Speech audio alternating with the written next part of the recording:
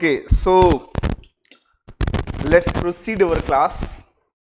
Right now, we are going to discuss that is applied research. हाँ, या applied psychology नहीं है, बल्कि applied research है. applied research के बारे में मैंने थोड़ी सी बताई थी, मीन्स एप्लीकेशन से रिलेटेड, क्योंकि इसका दूसरा भी नाम है. तो मैंने हाँ जी, तो कुछ ऐसा बोला हुआ था. तो अभी क्या इसमें लिखेंगे, एक लाइन लिखो, it is also called action research. एक लाइन नोट डाउन कर लो, it is also called action research. It is use mainly to resolve any problem. तो एक्शन रिसर्च हम तब करते हैं जब हम किसी भी प्रॉब्लम को रिजॉल्व करते हैं. तो हेडिंग बना लो यहां पर, दैट इज एक्शन रिसर्च. यहां action research, action research is there, action research. Getting? So इसका मतलब हो गया, it is also called applied research. And in this we used to redress problem solving के लिए यूज करते हैं. And basically we use systematic problem solving के लिए हम लोग इस रिसर्च को यूज करते हैं. And it is cyclic in nature's. It is cyclic in nature. तो थोड़ा सा ये साइक्लिक नेचर का होता है. So what is meaning of it? ये साइक्लिक नेचर का, साइक्लिक नेचर मीन्स एक प्रॉब्लम खत्म हो जाएगी तभी दूसरी प्रॉब्लम फिर से पैदा हो जाती. तो मीन्स प्रॉब्लम्स कभी भी एंड नहीं होती. इसलिए अब प्रॉब्लम सॉल्विंग के लिए सबसे पहले you need to do planning. इसमें आपको करना पड़ता है, फर्स्ट थिंग इज प्लानिंग.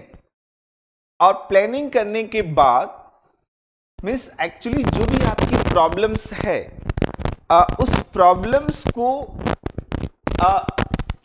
के लिए प्लानिंग करनी पड़ेगी.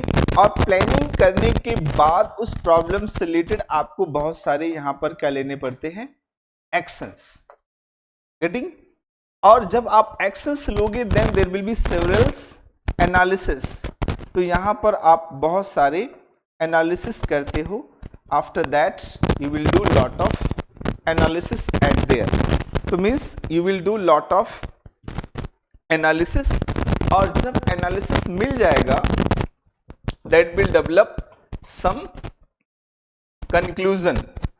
और इसके कुछ हम कंक्लूजन्स निकाल लेंगे और फिर से हम दूसरी अगेन प्रॉब्लम्स आ जाएगी. तो अगेन प्रॉब्लम्स आते ही हम लोग फिर से अगेन प्लानिंग स्टार्ट करेंगे और अगेन एक्शंस करेंगे, एनालिसिस करेंगे. तो इसका कई बार एग्जाम में सीक्वेंस आता है.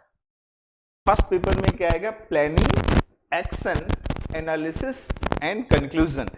बहुत बच्चे गलती क्या करते हैं कि पहले क्या करेंगे, वो एक्शन से लिखेंगे और फिर उसके बाद प्लानिंग करेंगे, या प्लानिंग उसके बाद करेंगे, फिर एनालिसिस करेंगे और एनालिसिस के बाद कंक्लूजन.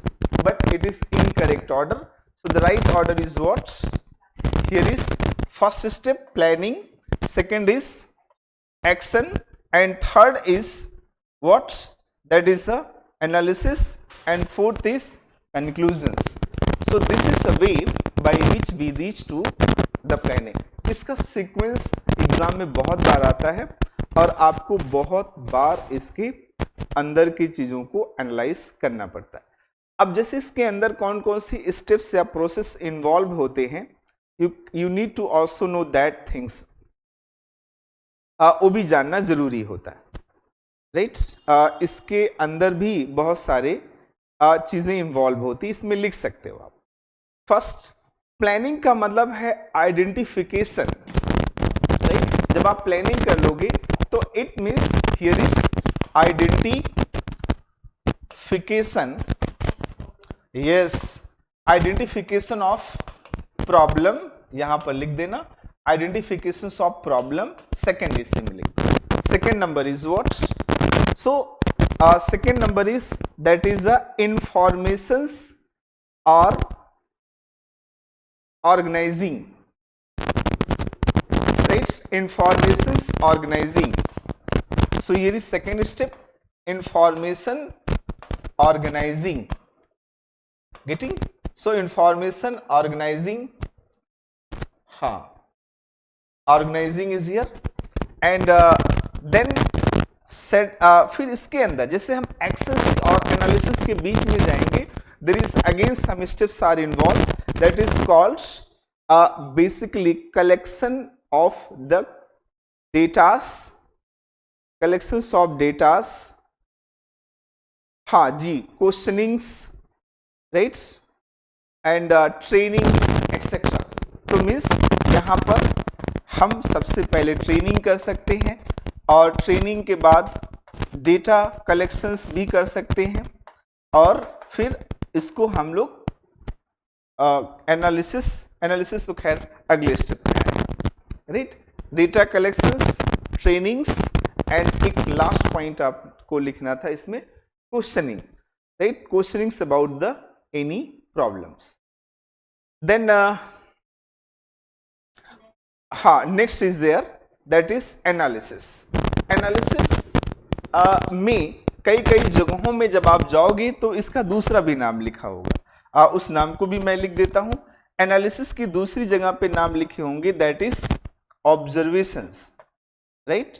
तो कई बुक्स में ऑब्जर्वेशंस भी लिखे होंगे, तो मीन्स अगर किसी बुक में ऐसे लिखा हो प्लानिंग, एक्शन, ऑब्जर्वेशंस, तो एनालिसिस वहां गायब रहेगा। So observation is the next step और ऑब्जर्वेशंस के बाद तो उस कंडीशंस में जो यहाँ कंक्लूजन्स है ना, कंक्लूजन्स की जगह पे एक नया वर्ड लिखा जाएगा, उसका नाम जानते क्या है, reflection. So there will be writing as reflections. तो मीन्स अब क्या समझ में आया, planning, action, observations and reflections. तो दो वर्ड मिस हो जाता है, राइट, ये भी ध्यान में रखना है आपको। एंड नेक्स्ट इज देयर, अब इसके बीच में क्या चीजें इन्वॉल्व होंगी, दैट इज डेटा एनालिसिस, और पूरी इसकी एनालिसिस करते हैं हम लोग, analysis, report sharing, right, means यहां पर एक स्टेप आप लिख सकते हैं that is analysis, report sharing, report sharing, ये सारी चीजें हम लोग करते हैं, राइट, मीन्स एनालिसिस करते हैं हर एक चीजों का। और जब कंक्लूजन्स मिल गया तो on the basis of feedback हम लोग यहां पर क्या लेते हैं, फीडबैक, और फीडबैक लेने के बाद दोबारा से प्लानिंग करना शुरू करते हैं। जी, रिफ्लेक्शंस के बीच में और इनके बीच में एक तरह से फीडबैक होता है, इसको दूसरे वर्ड में भी कई बार लिखा होता है evaluations, implementations and revisiting, right. तो here is feedback, evaluations, right. तो कोई भी पूछे, अगर कभी भी पूछे कि प्लानिंग और एक्शंस के बीच में क्या क्या आता है, तो प्लानिंग और एक्शंस का मतलब हो गया कि it is a process where we identify the problems and collecting information related to the problem, so that is planning. इसका बेस्ट एग्जांपल है जैसे कोविड का, तो आप इसमें एग्जांपल लिख सकते हो क्योंकि एक हमारा बुरा मेमोरी पास्ट अभी बीता है। कोविड आपने देखा था, कोविड में एक्शंस रिसर्च हो रहा था। कैसे एक्शन रिसर्च हो रहे थे बेटे, सबसे पहले कोविड जब आया तो गवर्नमेंट्स ने प्लान बनाया, गवर्नमेंट ने प्लान बनाया और कुछ इंफॉर्मेशंस कलेक्ट करी किन किन जगहों में कोविड का इन्फ्लुएंस ज्यादा है। जी, अलग अलग एरिया में डिवाइड कर दे, उसी को बोलते हैं इंफॉर्मेशंस ऑर्गेनाइजिंग। तो उसको रेड एरिया बना दिया, येलो एरिया बना दिया और ग्रीन एरिया बना दिया था, राइट। तो उन्होंने इंफॉर्मेशंस को ऑर्गेनाइज कर दिया। अब उसके बाद एक्शंस लेना कैसे शुरू किया, उन्होंने ट्रेनिंग करना शुरू किया। ट्रेनिंग किसको कराना शुरू किया, पीपल्स को, क्योंकि ये कोविड एक मास प्रॉब्लम थी। अब ट्रेनिंग कराने के लिए उन्होंने मास्क बियर करने के लिए मैंडेटरी कर दिया, एंड 2 गज की दूरी, मास्क है जरूरी। सो इस तरह की चीजें लाई, हैंड सैनिटाइजेशन की ट्रेनिंग कराई। जैसे आप मेट्रो में जाए, बस में जाए, किसी के ऑफिस में जाए, किसी के घर में जाए, तो पहले वो आपको क्या करता था, छोड़ करके सैनिटाइज कराना। और एक को भी ट्रेनिंग हुआ कि जो हैंड शेकिंग बंद करो और उसकी जगह पे कुछ और। तो इस तरह के वो कलेक्शंस जब डेटा किए, फिर उन्होंने ऑब्जर्वेशन करना शुरू किया। ऑब्जर्वेशन करना इस चीज की शुरू की, इससे कोविड पे क्या फर्क पड़ रहा है, मतलब जो उन्होंने एक्शंस क्या क्या लिया था, हैंड वॉश, और दूसरा क्या क्या किया, डिस्टेंसिंग, सोशल डिस्टेंसिंग, अलग अलग एक्शंस लेने पे उसका फिर ऑब्जर्वेशन कर रहे थे, कितने लोग कर रहे हैं, कितने लोग इसका एडवांटेज उठा पा रहे हैं। और लास्ट में सारी रिपोर्ट्स एनालिसिस करके देखा कि डेटा बनाना शुरू कर दिया कि उन्होंने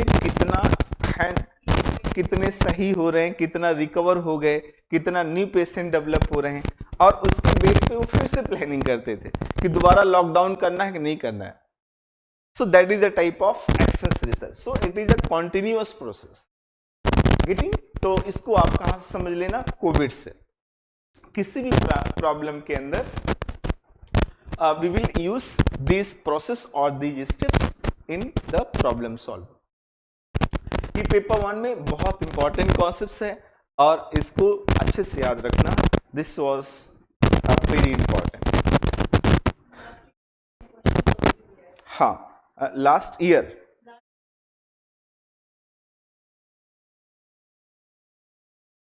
सीक्वेंस पूछता है, बहुत बार पूछा हुआ है।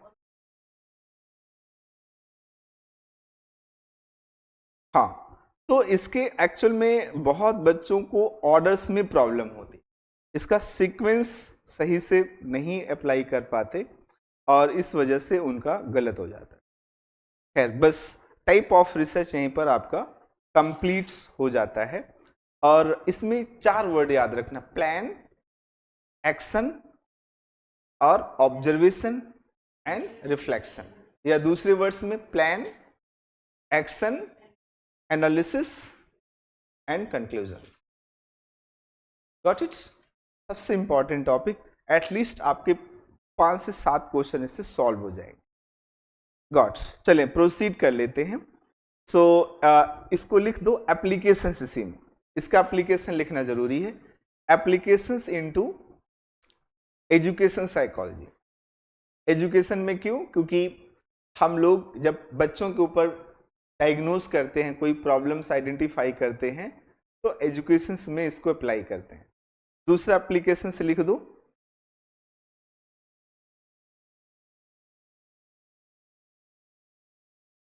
दूसरा इसका क्या होगा, दैट इज इंडस्ट्रीज के अंदर भी लेते हैं हम लोग। इंडस्ट्रियल साइकोलॉजिस्ट भी बहुत सारे जो अपने रिसर्च होते हैं, मेडिकल साइंस में भी आपने देखा था।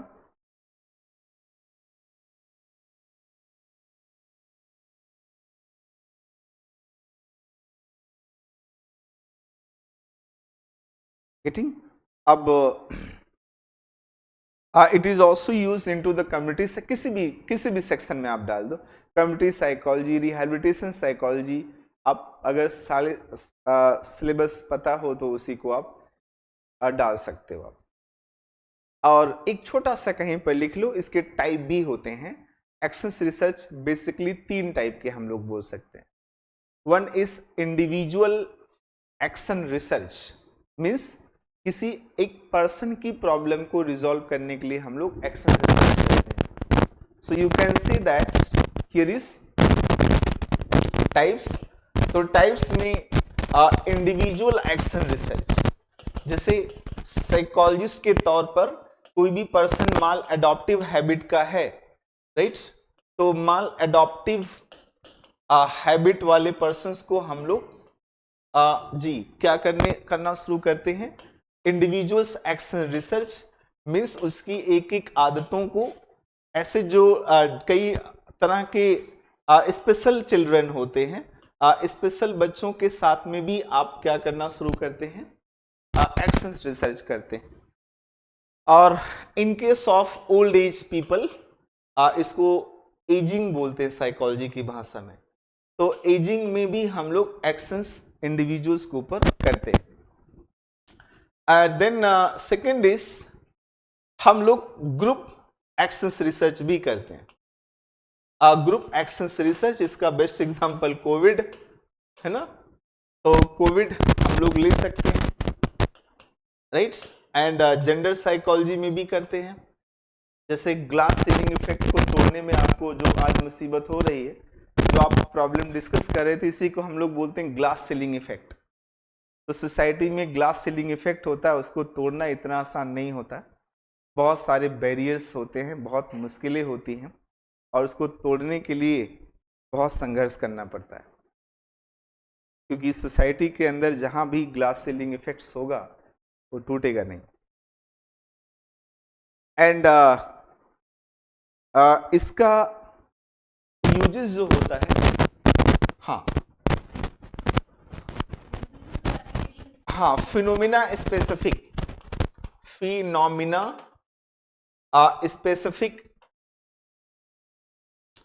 एक्शन रिसर्च भी होता है, मीन्स किसी पर्टिकुलर फिनोमिनास को रिजॉल्व करने के लिए भी जैसे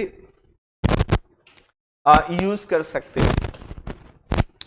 action research you can take like development of nationalism किसी कंट्री के अंदर डेवलप करना है तो भी ला सकते हो, टेररिज्म डेवलप करना है तो भी एक्शन रिसर्च ले सकते हो आप, है ना। So depending on that countries कि वो कौन सा रिसर्च करना पसंद करेगा, ठीक। सो खत्म हो गया, राइट।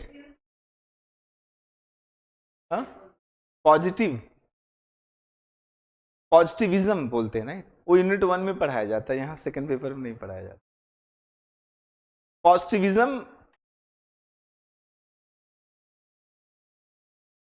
अच्छा, तो पॉजिटिविज्म क्या है लिख लो आप। पॉजिटिविज्म का मतलब क्या है लिख लो, मुझे कोई तकलीफ नहीं है, आप पूरा पेपर ही करवा के छोड़ोगे। हाँ कोई बात नहीं। हाँ, पॉजिटिविज्म मीन्स, लिखो, पॉजिटिविज्म मीन्स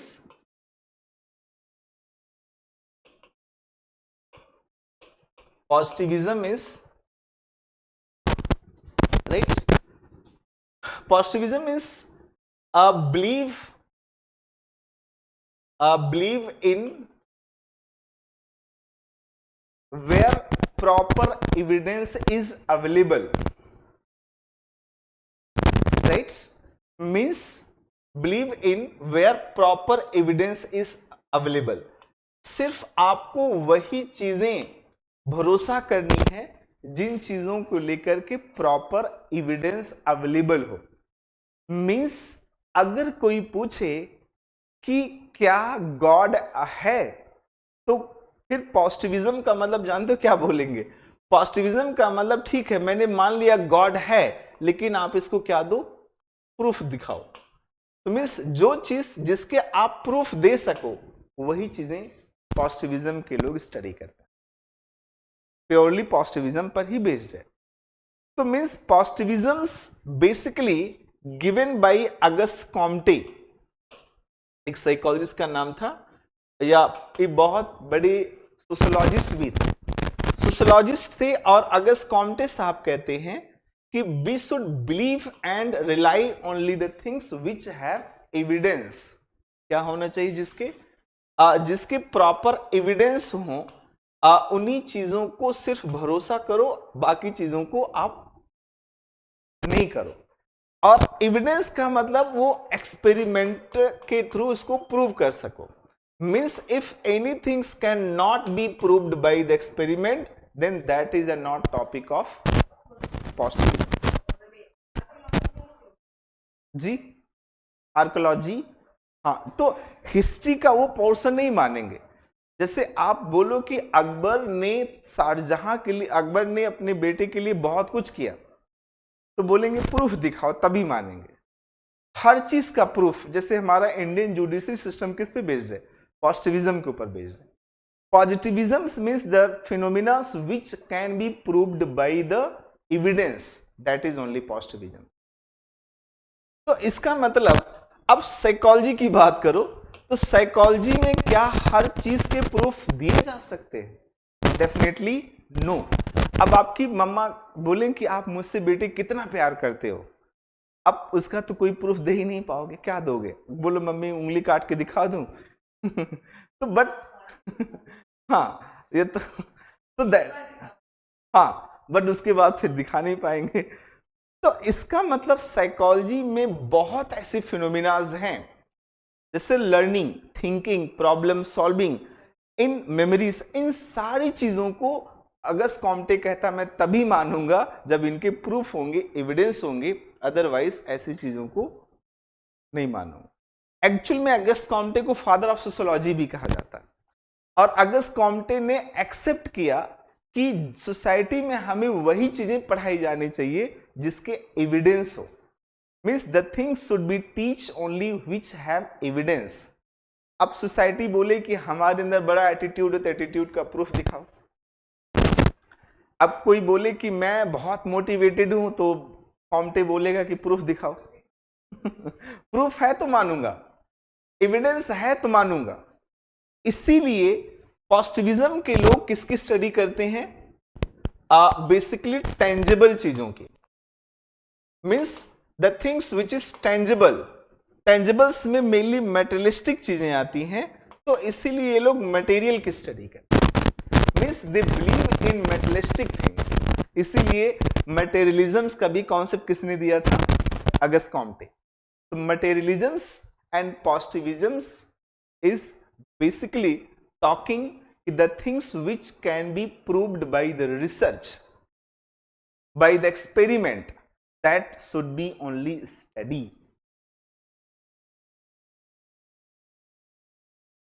Got it? तो बड़ा खतरनाक साइकोलॉजिस्ट है। अब किसी चीज का एविडेंस नहीं इकट्ठा कर पाओगे तो फिर बोलेगा मानूंगा ही नहीं। हाँ बहुत खतरनाक रहा होगा। प्रूफ दिखाओ, भूख लग रही, हर चीज का प्रूफ चाहिए उसको तो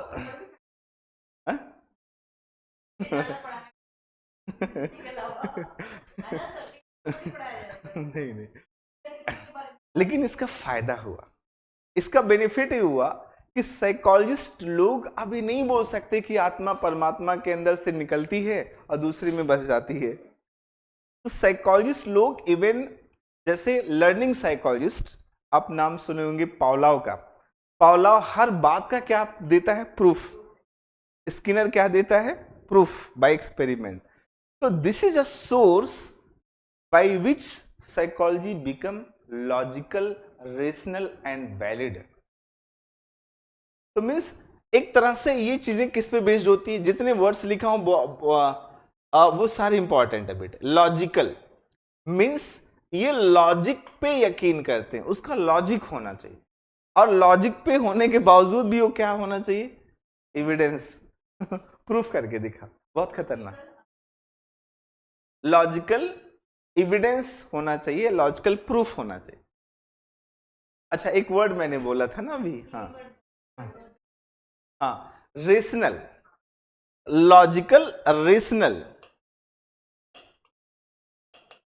एंड प्रूफ मुझे भी भूल जाता है।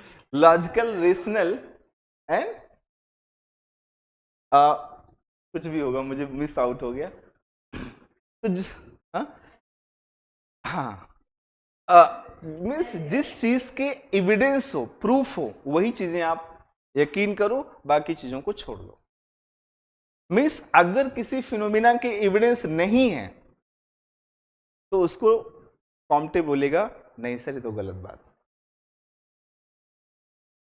वैलिड होना चाहिए। हाँ, लॉजिकल, रेशनल एंड वैलिड हो, only that thing should be studies. अब जो पॉजिटिविज्म के लोग आए वो बोले सर हर चीज का प्रूफ तो दे ही नहीं सकते. They are basically liberal. They said कि every phenomenas can not be understand by the evidence. Few things need to understand by the interpersonal and social maturity. Means post positivism के लोग कहते हैं,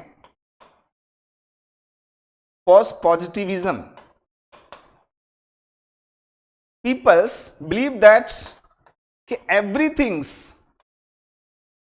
can not be proved by the research, logic and proof, but that phenomena is existing. समझ ना कि बहुत सारी phenomenas हैं जिसके हम प्रूफ दे ही नहीं सकते. तो क्या उस फिनोमिनास को हम समझना, पढ़ना या मानना मना कर देंगे? तो पोस्ट पॉजिटिविज्म के लोग कहते नहीं, उस फिनोमिनास को भी समझा जाना चाहिए और वो फिनोमिना भी हमारे लिए इक्वली इंपॉर्टेंट है. क्योंकि might be in futures we may develop proof, right? ऐसा भी तो हो सकता है ना. मे बी फ्यूचर्स में हम चल के उसके लिए प्रूफ इकट्ठा कर पाए. Be everything can not be proved by the can not be proved by the experiments, by the logic. क्या लिखना? अच्छा, कैन नॉट. ओके, हाँ, कैन नॉट बी प्रूव. हर चीज को आप एक्सपेरिमेंट और इनसे प्रूव नहीं कर सकते हो. क्यों नहीं कर सकते हो? क्योंकि हर चीज के आप प्रूफ जुटा ही नहीं सकते हो. बट वो फिनोमिना एग्जिस्ट करती है. By the some phenomenas are existing.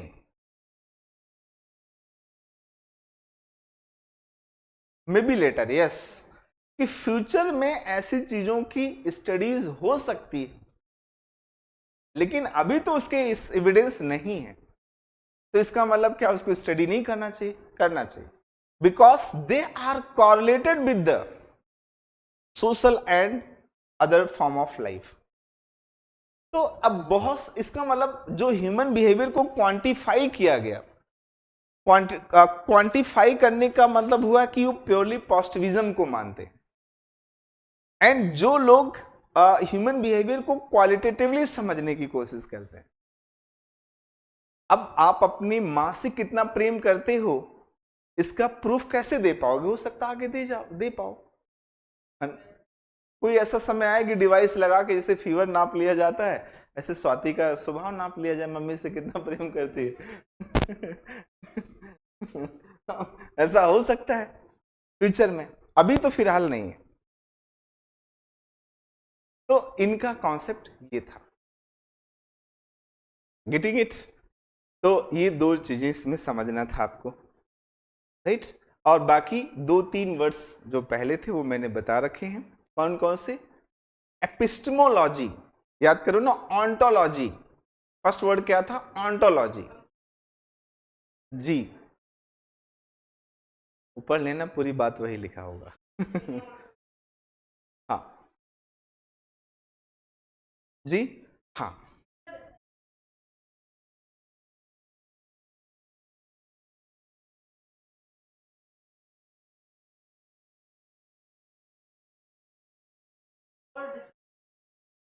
Descriptive research का मतलब ऑब्जर्वेशन, केस स्टडी, इंटरव्यू, सर्वे. लिख लो, वो तो आगे आएगा. अभी पूरा मैंने बोला था दोबारा हम पढ़ेंगे, डिटेल में पढ़ेंगे ना. अभी आएगा फिर सारा स्टेप ऑफ रिसर्च में आ रहा है. अब आप लिखो, चलो लिखो आप.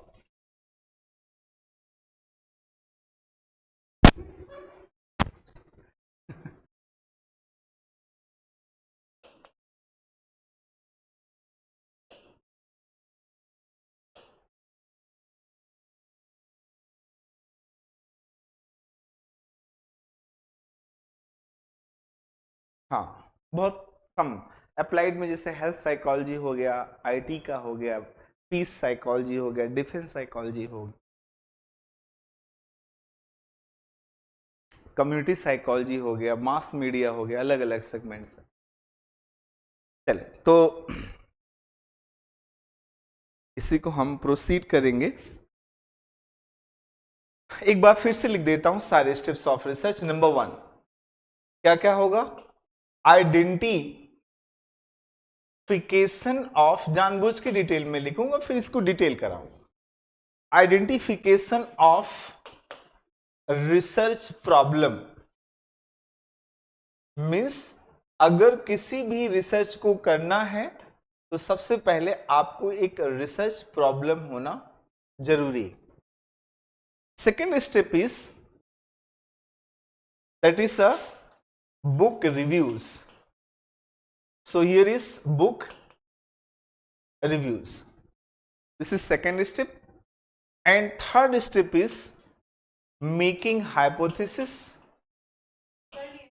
अभी इसी में बड़ी इंटरेस्टिंग बातें बताऊंगा, वो इसलिए बताऊंगा क्योंकि इससे आपके एग्जाम इजी बन जाएंगे और कोई रीजन नहीं। फर्स्ट पेपर में कभी वो आएगा, क्योंकि इंटीग्रेटेड आपके पास कॉन्सेप्ट नहीं रहेगा तो भूलने का डर रहता है ना, इसीलिए, अदरवाइज कोई रीजन नहीं। Making of hypothesis. Then fourth step is yes research design. So research design is there. Then fifth step is what? Yes बोलो, रिसर्च मेथड। बार बार लिखो, मल्टीपल टाइम्स लिखो, methods. Then sixth step is yes sampling. So we will discuss here sampling. Seventh step is there. Yes. कौन सा? Sampling से ही हम लोग डेटा कलेक्शंस करेंगे। यस बार बार बोलते रहो, क्योंकि ये स्टेप याद हो गया तो सारा एटलीस्ट फर्स्ट पेपर के कई क्वेश्चन सॉल्व हो जाएंगे। अब आएगा yes data analysis. So that is data analysis. Data analysis. And then 9 number is hypothesis testing. और अगर आप सच में पीएचडी करोगे तो यही स्टेप फॉलो करोगे। Hypothesis testing. And next is 10 number. 10 number is what? That नहीं, finding solutions. Yes, finding conclusions. finding conclusions हम लोग निकाल लेंगे कि sir this is this and this is this. और conclusions निकालने के बाद then we will send that sir को देंगे। सर मैंने बहुत बड़ी तीर मारी हुई है, आप देखो ध्यान से, मेरा तीर सही लगा गलत। वो फिर से करवाते ही है। अभी तो 5 से 6 साइनॉप्सिस तो थीसिस जमा ही करवाते, 5 तो मिनिमम जमा करवाएंगे।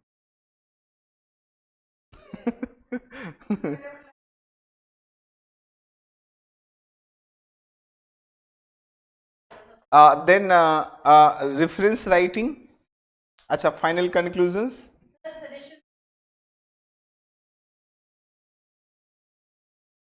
तो फाइनल कंक्लूजन हुआ ना, फाइनल कंक्लूजन्स। फाइनल कंक्लूजन्स बोल सकते हैं। फाइनल कंक्लूजन्स को अच्छे से लिख करके लेके जाते हो आप, वही आपका थीसिस होता है। Then 30 numbers.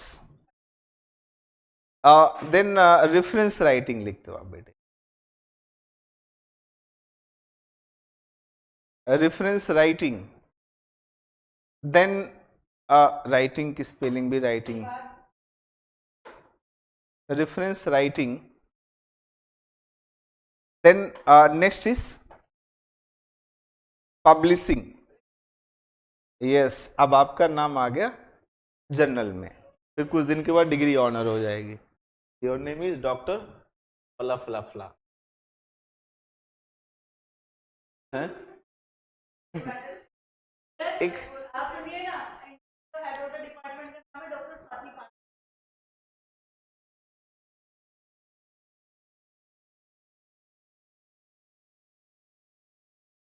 और मेरी एक स्टूडेंट थी रहमत, तो वो कहती थी सर पहले बोर्ड पे लिखो JRF रहमत और सच में उसने किया भी। बहुत बहुत हर बिना मतलब और उस बैच में मुझे याद है उसकी एक स्टूडेंट से बिल्कुल नहीं पढ़ती थी। वो स्टूडेंट उससे नाराज अक्सर रहती थी, कहती थी सर आप उसकी बात सुनते हो, अगर उसकी बात सुन ली सर आपने उसकी बात सुन ली, मेरी नहीं सुनी और लोग जो ग्रुप में होते थे कहते थे सर अच्छा ग्रुपिंग है इनका। तो फिर ये हुआ कि भाई दोनों को अलग अलग टाइम पे पढ़ाओ, दोनों के साथ अलग अलग बैचेस बनाओ। खैर अभी बात जानबूझ के लिखा था, पता क्यों? क्योंकि जब हम हाइपोथेसिस पढ़ते हैं, सो हाइपोथेसिस के अंदर जो आपको एग्जाम में याद करने वाली चीज है, एक लिखा होता है H0। देखा हुआ आपने? H0 is called what? क्या होता है स्वाति बताओ? Null hypothesis. This is also called null hypothesis. और इसके बाद एक होता है H1, this is called alternate hypothesis. So alternate hypothesis. और जैसे ही यहां हाइपोथेसिस का नाम लेंगे तो एक कॉन्सेप्ट और मन में आएगा आपको, दैट इज एरर। गेटिंग? तो यहां पर क्या आएगा? एरर। सो एक कॉन्सेप्ट आएगा alpha error. Alpha error is also called type 1 error. तो टाइप 1 एरर इसको कहा जाएगा। And beta error, so beta error is also called type 2 error. मतलब ये बातें आपके दिमाग में फिक्स होनी चाहिए जैसे ही मैंने हाइपोथेसिस का नाम लूं तो, है ना स्वाति? आगे प्रोसीड कर लो। अब ऐसे रिसर्च डिजाइन, जैसे मैंने नाम लिया रिसर्च डिजाइन, तो रिसर्च डिजाइन में क्या बातें दिमाग में रखनी जरूरी है? राइट हाँ क्या? Research design are basically two. कौन कौन से? One is experimental research design, तो ये कॉपी में बना लेना, एक्सपेरिमेंटल रिसर्च डिजाइन। और दूसरे कौन से होते हैं? Non, yes, non experimental research design. अब एक्सपेरिमेंटल रिसर्च डिजाइंस के अंदर हमें दो टाइप के रिसर्च डिजाइन पढ़ने पड़ते हैं। मैं जानबूझ के इसी बोर्ड पे बनाऊंगा क्योंकि इससे आप कनेक्ट कर पाओ। एक्सपेरिमेंटल में एक फॉर्मल होता है बेटे, और दूसरा क्या होता है? इनफॉर्मल। तो there is informal research design. वैसे पहले इनफॉर्मल मुझे हाँ, yes, informal research experimental design and formal experimental research design. Informal के अंदर चार आएंगे। चार कौन कौन से? Number 1, after and before with control. After and, या विदाउट लिख देता हूं पहले, विदाउट कंट्रोल। एंड एक और आएगा after only control. After only control. And एक और आएगा बेटे after and before with control. Yes, तो विद कंट्रोल। ये अगर इतना सीख गए तो मैं हरिद्वार जा सकता हूं। अभी इतना सीख, बिफोर विद कंट्रोल। अब अगला ना आएगा ही नहीं, 3 ही आएगा ऊपर वाले में 4 आएंगे। हाँ ये तो आपकी गलती है राइट। सो अब फॉर्मल में कौन कौन से आएंगे? एक नंबर देखो, random, random research design. Second is that is a block research design, block। Third is Latin square research design, and fourth is factorial research design. So random, block, Latin square, factorial. मैं आपके मन में एक image बनाना चाहता हूं.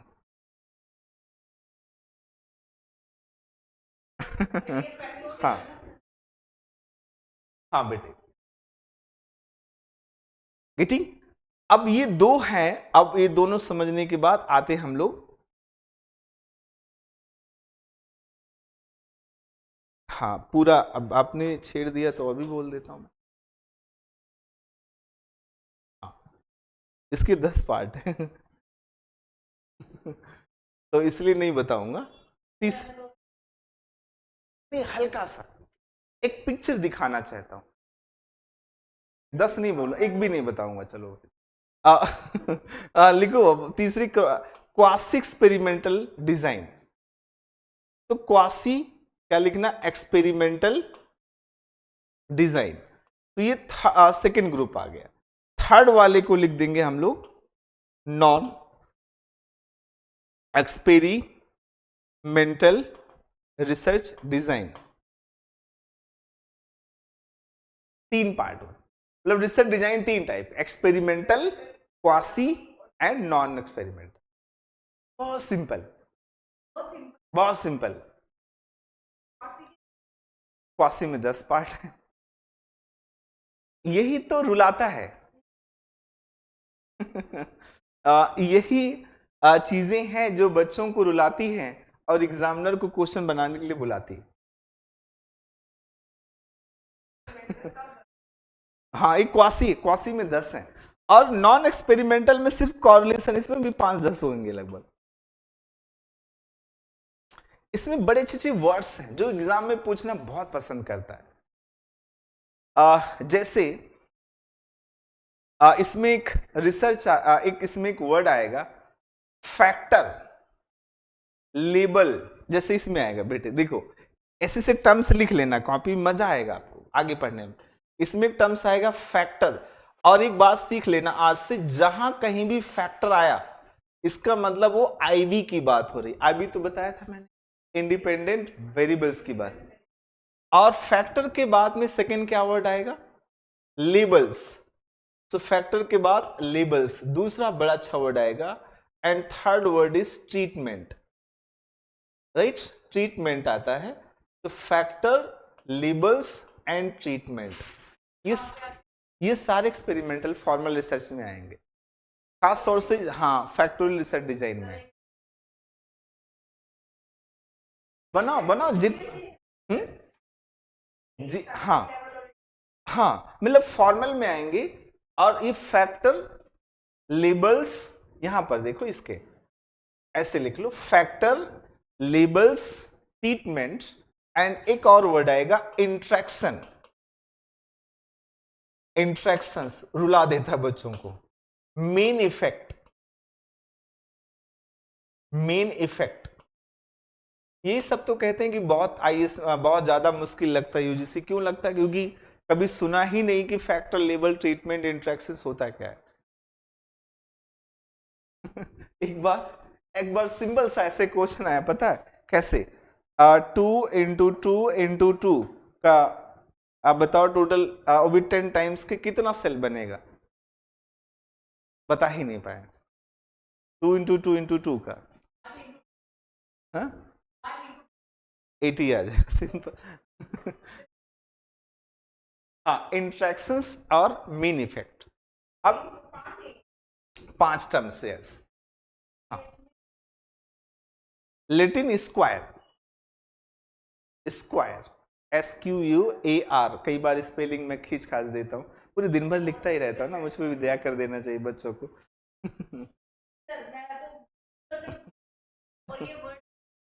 हाँ, अब जैसे, हाँ, इंट्रैक्शंस आप पढ़ोगे ना 3 टाइप के आएंगे.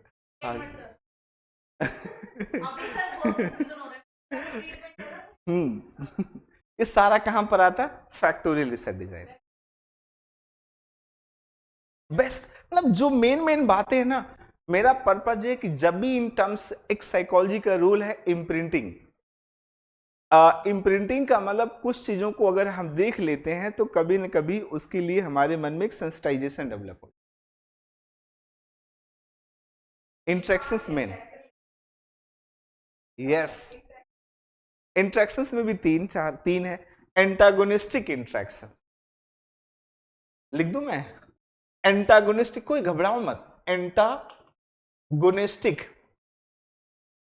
और पढ़ाई में अगर रोना आ गया तो एग्जाम में रोना नहीं आएगा, राइट? मेरे फादर कहते थे कि कंपटीशन की तैयारी में रोना आना चाहिए। जी बिल्कुल। सो एंटागोनिस्टिक इंट्रैक्शंस, सिनर्जिक इंट्रैक्शन, हाँ सिनर्जिक इंट्रैक्शन, एंड एक काउंटर बैलेंसिंग कहा जाता है। काउंटर बैलेंसिंग, काउंटर बैलेंसिंग का उसको ऐसे बोल सकते हैं कि एक के ऊपर जब दूसरे का इफेक्ट डालने लगे तो उसको क्या बोलते हैं? जैसे मीन्स एक का इफेक्ट दूसरे का इफेक्ट की वजह से डाइल्यूट हो जाए, नहीं, जैसे पहले का इफेक्ट दूसरे पे ज्यादा हो जाए।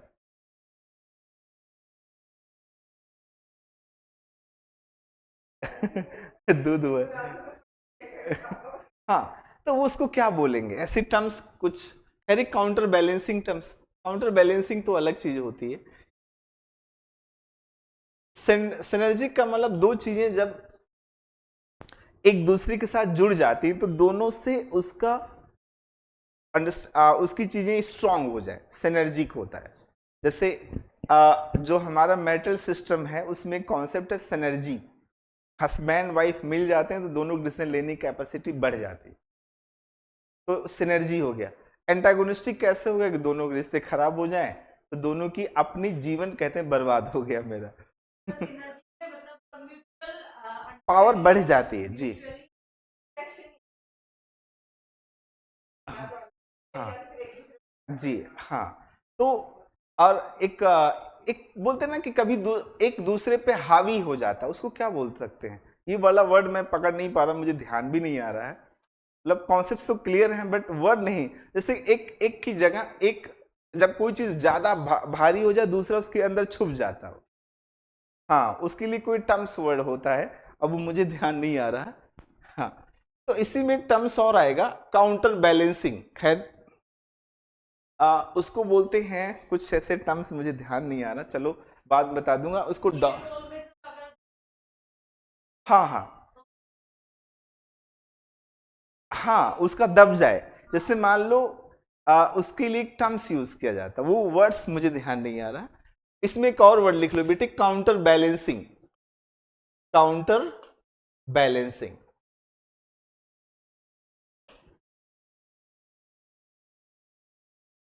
वर्ड मुझे चलो बाद में कभी याद आएगा तो फिर बता दूंगा, आई मीन जब डिटेल में बताऊंगा तो बता दूंगा।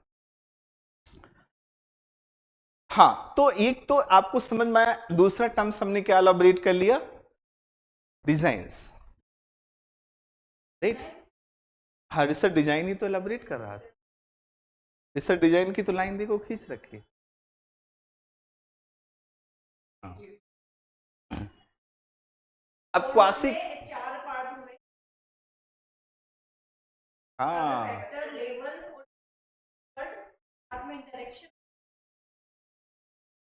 हाँ हाँ,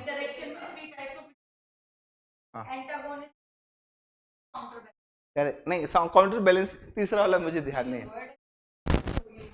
ये पांचों वर्ड फैक्टोरियल लिखा दे, फैक्टोरियल का ले जाके लिखा हुआ। खैर ये सब में यूज कर सकते हैं बट फैक्टोरियल में ज्यादा यूज हो। सबसे best research design factorial research design होता है, इसीलिए फैक्टर एनालिसिस।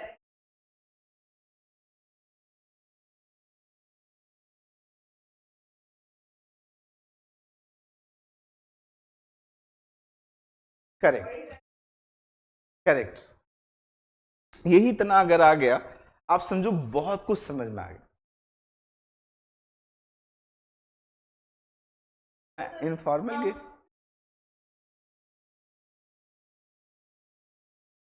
कहाँ पर ये? अच्छा ये इनफॉर्मल वाला, हाँ। काउंटर नहीं, काउंटर बैलेंसिंग नहीं कहा जाता। काउंटर बैलेंसिंग एक टर्म्स है, वो वाला वर्ड्स मुझे नोट्स में कभी देखूंगा तो मैं बता दूंगा, अभी लिखेंगे तो याद आ जाएगा हो सकता है, क्योंकि कभी कभी कोई चीज ऐसी होती है ना, मतलब उसका मीनिंग ये है कि जब किसी का इफेक्ट ज्यादा हो जाए दूसरे के ऊपर तो उसी को कहा जाता है कवर हो जाता है, मीन्स उसके अंदर वो छुप जाती चीजें, कुछ ऐसा वर्ड है। उसी के लिए कोई सिनोनिम्स अगर आप प्रोड्यूस कर सकते हो तो कर लो। मैंने वुमेन का डिसीजन छुप जाएगा, ये चीज है उसमें।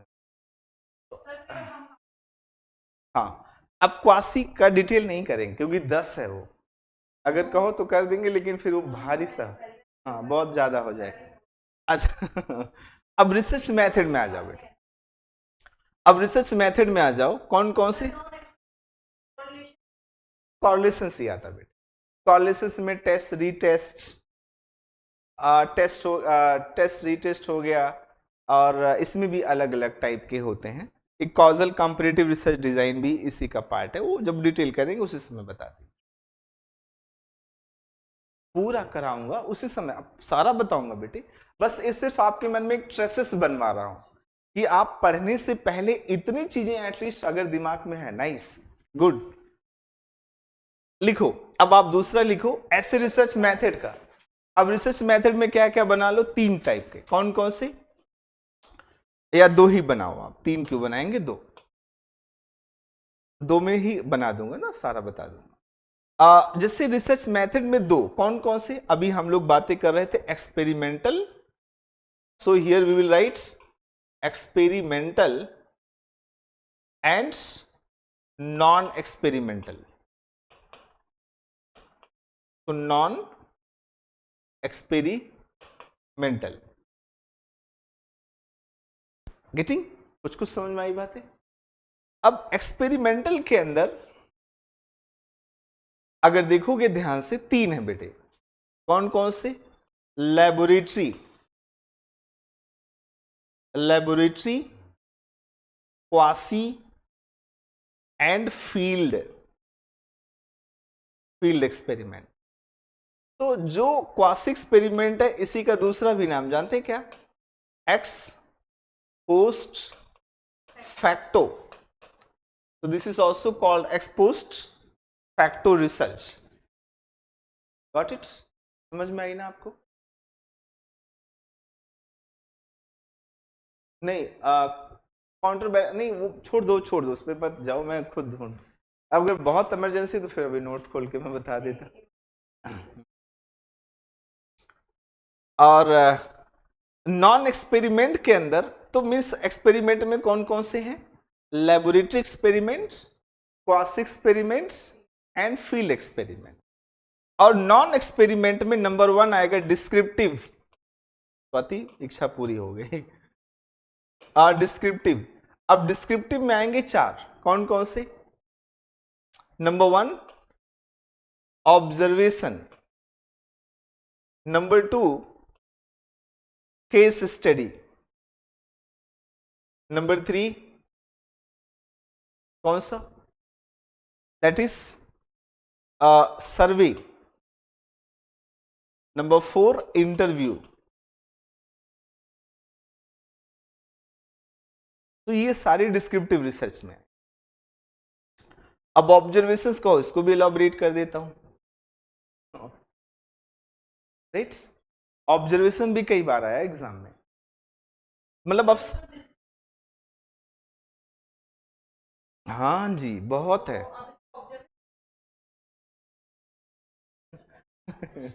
कोई बात नहीं, ये सिर्फ एक पिक्चर दिखा रहा हूं।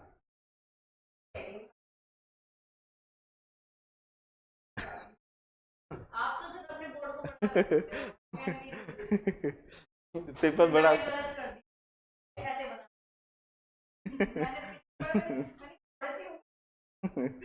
कोई नहीं, आप अभी देखते जाओ, ऐसे रेंडमली लिखते जाओ और इसका पिक खींच लेना, और फिर बाद में घर पे बना लेना, मैं इसको छोटा कर दूं। हाँ कैसे, मैं मोबाइल थोड़ी लिया हूँ, हाँ फोटो, स्लाइड थोड़ी ना है, ये तो हाथ से लिख रहा हूँ, ये कहाँ शेयर हो पाएगा। ये कैसे डाउनलोड होगा मुझे भी नहीं पता, मुझे नहीं मालूम फिर। अब आई डोंट नो, मुझे, मैंने कहा होता होगा बट मुझे नहीं पता। क्या? हाँ, ये लिखने के लिए होगा। डिलीट मार दो, सारा डिलीट हो जाएगा अभी।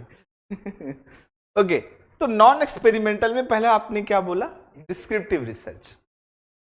अगला, अब डिस्क्रिप्टिव के अलावा जैसे हमने पहला पढ़ा ट्रायंगुलेशंस, इसमें बेटे टोटल मिला करके अगर देखो तो 20 से 25 मेथड आएंगे। हाँ, नहीं नहीं, नॉन एक्सपेरिमेंटल। ट्रायंगुलेशंस एक लिख दो, रिफ्लेक्सिविटी, रिफ्लेक्सिविटी अगला ऐसे लिख दो, दैट इज एथनोग्राफिकल, एथनोग्राफिकल अपने एग्जाम में आता है। एंड ग्राउंडेड थ्योरी बहुत ज्यादा पूछा जाता है, ग्लॉसल्स एंड ग्राउंडेड थ्योरी। सो इसमें ग्राउंडेड थ्योरी का नाम गॉट। तो हल्का हल्का पिक्चर बनाओ कि कैसे पूरा सारे कॉन्सेप्ट्स, एफजीडी बहुत ज्यादा पूछा जाता अपने। यस, देन अभी मैंने बोला डिस्कोर्स एनालिसिस एंड ऐसे कन्वर्सेशन एनालिसिस, कन्वर्सेशन एनालिसिस भी होता है। साइको हिस्ट्री मेथड आजकल बहुत यूज किया जाता है, सब non experimental. Grounded theory experiment नहीं होता बेटे।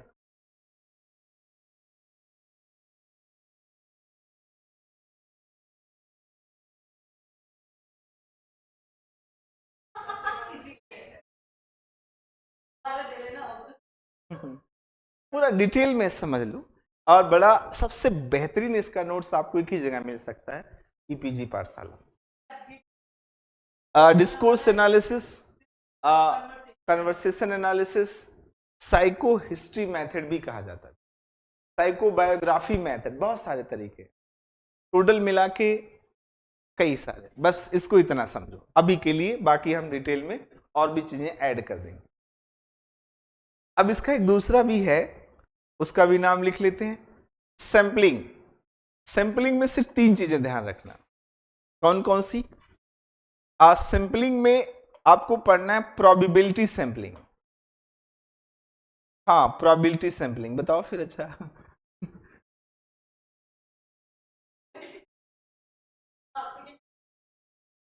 probability sampling and there is non probability sampling, non probability sampling। अब probability sampling के टाइप्स होते हैं 4। First is random, second is stratified, stratified. मैं ये चीजें सिखाना चाहता हूं कि एक ही बार में सीख जाओ। And cluster sampling, systematic sampling, अभी कंट्रोवर्शियल है थोड़ा सा, सिस्टमैटिक सैंपलिंग। तो कौन कौन से प्रोबेबिलिटी सैंपलिंग में है दिशा? नंबर 1 random, stratified, cluster and systematic. बस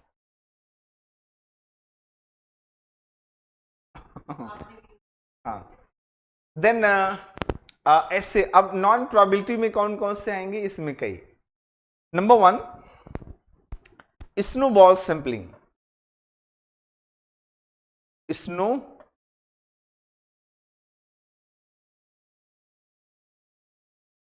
नहीं, स्नोबॉल सैंपलिंग। इसमें आता है एक कोटा सैंपलिंग, एग्जाम में स्नोबॉल भी आया, कोटा भी आ चुका है। क्लस्टर सैंपलिंग, ओ नहीं गलत हो गया, कन्वीनियंस सैंपलिंग,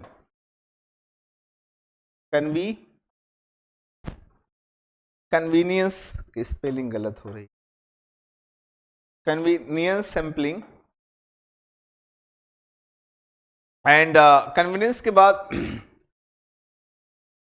एक्सीडेंटल सैम्पलिंग, गलती से भी कई बार सैंपल मिल जाता है, और पर्पजिव सैम्पलिंग भी होता है, राइट। इतना मेन यही है तो बहुत बना सकते हैं, but these are the main. तो सैम्पलिंग में इतना पढ़ लिया, और लास्ट में एक टॉपिक इसका और है, वो है एरर। ये एरर, हाँ सैम्पलिंग एरर टाइप नहीं है बेटे, ये इसका टाइप नहीं तो आप गलती से कहीं टाइप समझ बैठे, तो मीन्स इसका एक टॉपिक है, that is error. Sampling error बहुत बेहतरीन टॉपिक होता है।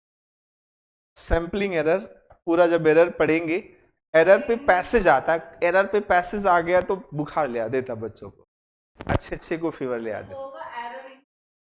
हाँ, एक होता सैम्पलिंग एरर और एक एरर इन सैम्पलिंग भी होता है, दोनों अलग अलग चीज, आगे पढ़ेंगे ना। सैम्पलिंग एरर या एरर्स लिख दो, एरर्स इन सैम्पलिंग। ये तो क्लियर हुआ है ना, कुछ समझ में आई बातें, कुछ ही समझ में आ जाएगी, मुझे अच्छा लगे। अब जैसे इसमें और भी हैं, जस्ट इमेजिन डेटा कलेक्शंस, इसको ले लो। तो डेटा कलेक्शंस यहां पर थोड़ा सा लेके आता हूं। अब डेटा कलेक्शंस के अंदर कौन कौन से टॉपिक है, ध्यान से देखना। 3 डेटा में, एक है डेटा कलेक्शन। अब डेटा कलेक्शंस 2 होते हैं, प्राइमरी, अपने एग्जाम में सेकेंडरी एंड टर्सरी आता है। चलो मैं सेकेंडरी 3-4 लिख दूंगा, वो तो टर्सरी एंड इसके बाद इसमें आएगा डेटा कलेक्शंस के बाद data analysis. Data analysis 2 level का होता है बेटे, एमसीटी। एमसीटी में जानते क्या क्या होता है, मेजरमेंट ऑफ सेंट्रल टेंडेंसीज। क्वांसरी डेटा भी होता है, एनालिसिस का एमसीटी है। हाँ क्वांसरी डेटा भी होता है बेटे, एग्जाम में अपने क्वांसरी डेटा, अच्छा क्यू क्वांट लिखना आता ना, 4th क्वांसरी data. And here is MCT में 3 होते बेटे, मीन, मीडियन, हाँ mean, median and MO mode. अब मीन भी कितने तरह के निकलते पता आपको, इनको ज्यादा पता होगा, 12 टाइप से मीन निकलते हैं। नहीं पढ़ना, मीन इसलिए जानना जरूरी होगा जब आपको पैसे सॉल्व करने पड़ेंगे, वहां जरूरत पड़ेगी। हल्का सा, हल्का, बहुत हल्का हल्का। हाँ बेटे, हाँ नाम पता होना चाहिए जी। मेजरमेंट ऑफ सेंट्रल टेंडेंसीज बचपन में नहीं पढ़ा था, मैथ में तो पढ़ाया जाता था।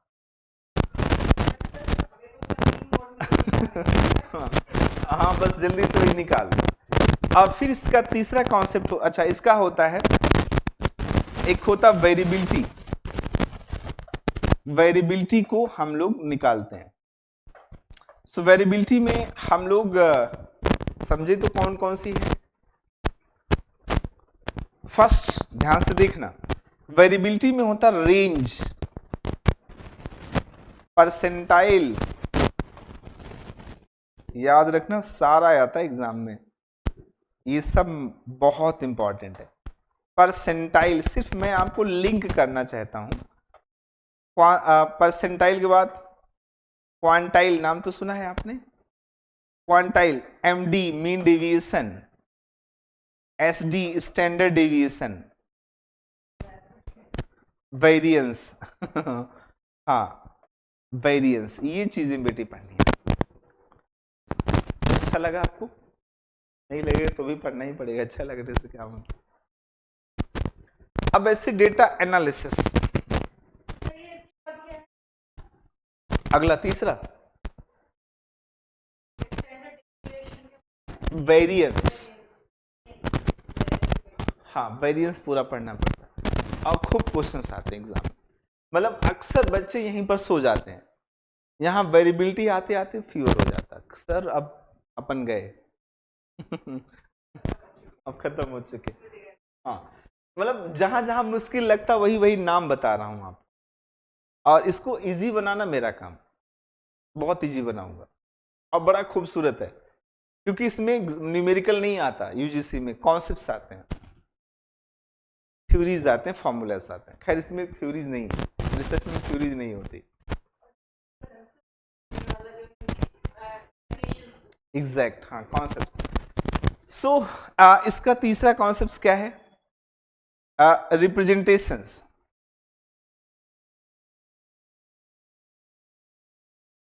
डेटा में तीन कॉन्सेप्ट है, डेटा एनालिसिस, कलेक्शन, रिप्रेजेंटेशन।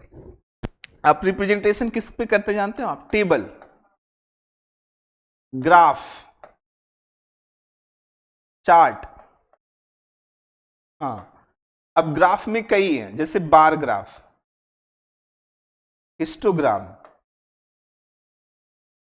तीन ही होते, तीन ही, histogram and bar graph. Ogive तो सुना होगा आपने, ogive, frequency polygon, frequency polygon, frequency curve. हाँ बेटे, फ्रीक्वेंसी कर्व।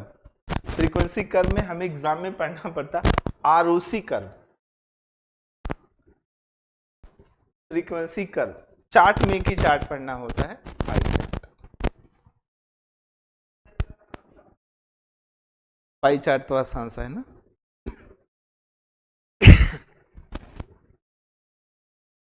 गेटिंग? हाँ, अभी डेटा एनालिसिस कहाँ पूरा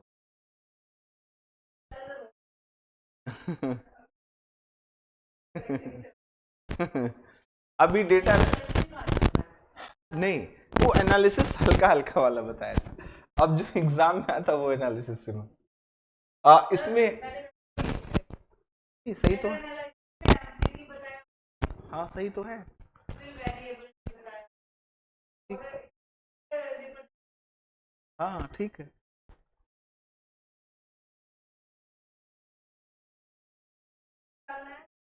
कलेक्शंस अलग है, कलेक्शंस के अंदर ही समझना है। हाँ, एक्चुअल में एक ऐसे समझ सकते हो, जब आपको मैं पढ़ाऊंगा एक सेपरेट टॉपिक पढ़ाऊंगा, स्टैटिस्टिक्स। तो स्टैटिस्टिक्स में दो स्टैटिस्टिक्स पढ़ाऊंगा, इन्फ्लुएंशियल स्टैटिस्टिक्स एंड डिस्क्रिप्टिव। लिख लो थोड़ा सा।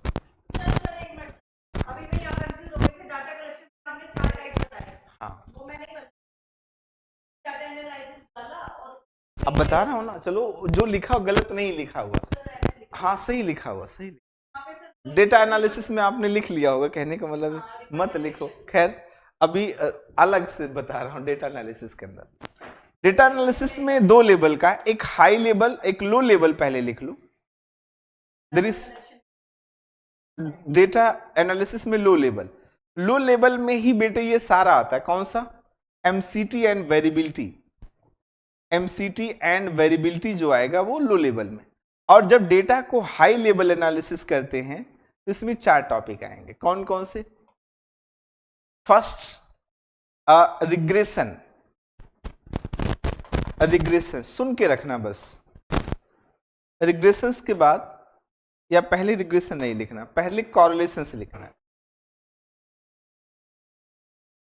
कॉरिलेशंस, correlations and second is, correlations का ही एक सेगमेंट होता है regression. Then factor analysis, factor analysis. तो ये इतना बात याद रखना, correlations, regressions and factor analysis. Correlations analysis है पूरा, regression analysis and factor analysis, इतना ध्यान रखना। हाँ, लो लेवल्स, वेरिएबिलिटी। और हाई लेवल्स, हाँ हाई लेवल्स में आप इनको देखो, मैं तो सीधा, मेरे लिए तो बड़ा आसान है मैं एक ही बोर्ड पे ला दूंगा छोटा छोटा।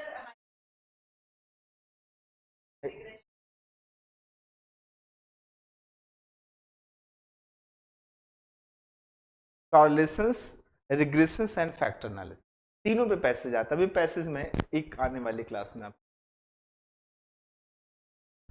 अब बेटे इसमें एक सेगमेंट और है, वो है हाइपोथेसिस टेस्टिंग। करें हम लोग, करना ही पड़ेगा, नहीं बोलोगे तो भी करवाऊंगा, बस लास्ट यही है। हाइपोथेसिस टेस्टिंग में हमें दो समझना होता है। कौन कौन से? फर्स्ट पैरामीट्रिक, हाइपोथेसिस टेस्टिंग में दो केरिस, टू, वन इज पैरामीट्रिक, हाँ parametric, and second is non parametric, non parametric, दो। अब पैरामीट्रिक के अंदर there is T test, Z test, F test. F test का ही दूसरा नाम होता है एनोवा। तो पूरा पढ़ना है हमें एनोवा। कम से कम 5 क्वेश्चन सॉल्व हो गए सिर्फ एक लाइन लिखने से। अब नॉन पैरामीट्रिक में क्या हो गए? काई टेस्ट, यू टेस्ट, कहीं चाई मत पढ़ देना, chi, chi test, U test, and Kruskal Wallis test. U test test non parametric test है। डिटेल में क्या है? डिटेल तो आगे पढ़ेंगे। मान विटनी को बोला जाता है, मैन विटनी को।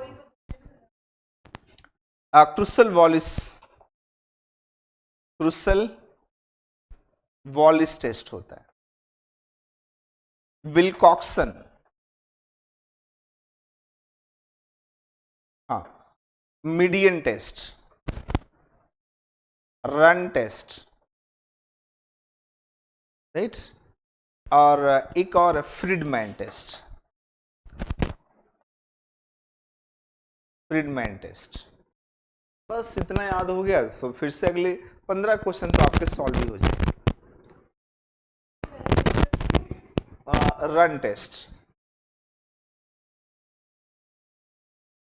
बिल्कुल भी नहीं आता, कभी भी सोचना भी। हाँ, आधे से ज्यादा तो बेहोश इसी में हो जाते क्योंकि सुने ही नहीं होते इसीलिए 3-4 अटेम्प्ट लग जाता है, पेपर फॉर्म भरते रहते हैं। हाँ बेटे, हाँ आएंगी। एनोवा, एनोवा तो मिनिमम 20 मार्क का आता ही आता।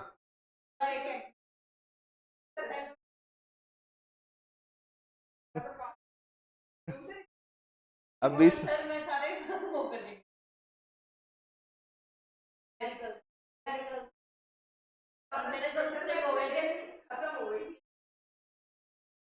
हाँ नंबर लाया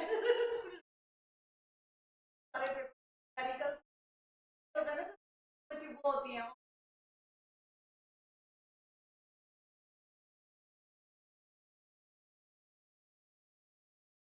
स्टैटिस्टिक्स में न्यूमेरिकल,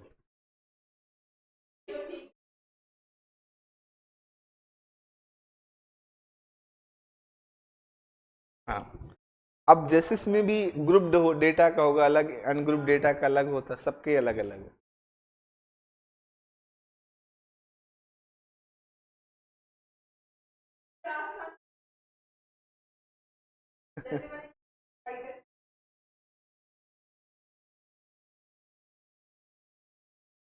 फ्रीडमैन में स्टेप्स, इसका मेन गेम स्टेप याद रखने का।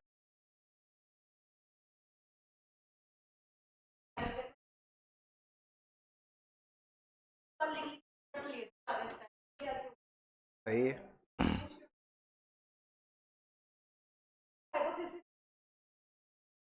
बस पूरा, अब हाँ यही पूरा डिटेल है रिसर्च का। जो अगर इतना समझ में आ गया तो समझो कि आप एक बेहतरीन रिसर्च की समझ रखने वाले बच्चों में।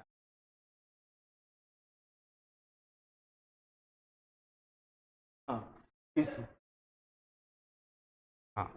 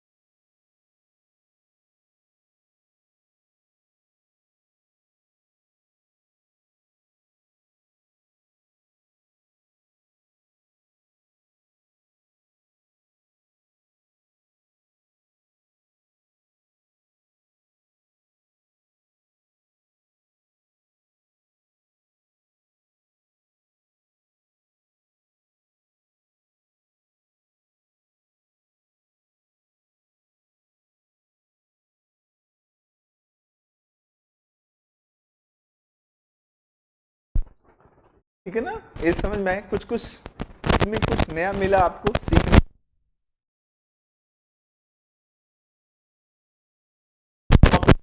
ऐसे समझ में आना चाहिए हाइपोथेसिस